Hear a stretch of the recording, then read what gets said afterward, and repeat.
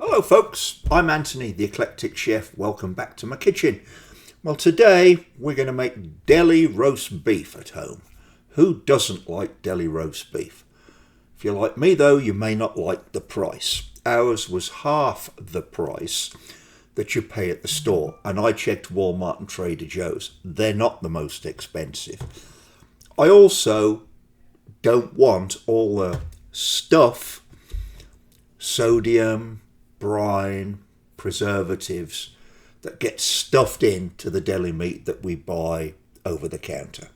So we think ours is tastier, it's real beef, it has no crap in it, and it's half the price. What's not to like? Okay, so here's our piece of beef. Vac packed, herbs, garlic, black pepper, in the sous vide bath at 60 degrees C, 140 Fahrenheit. Okay, so we put our probe thermometer right through the bag. Our internal temperature's right where we need it to be. Here's our sad looking cut of meat after it comes out the sous vide bag. It's cooked just where we want it. But I always think sous vide leaves you kind of wondering, what the heck is that? Well, we're going to put it in the air fryer and brown this up real quick, and it'll be great. Let's have a look at the fat side. Fat side actually doesn't look too bad. I think we'll brown this side first.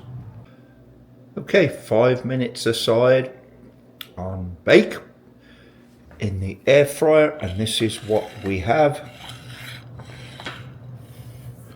Don't you think that looks fairly appetizing for sliced deli meat?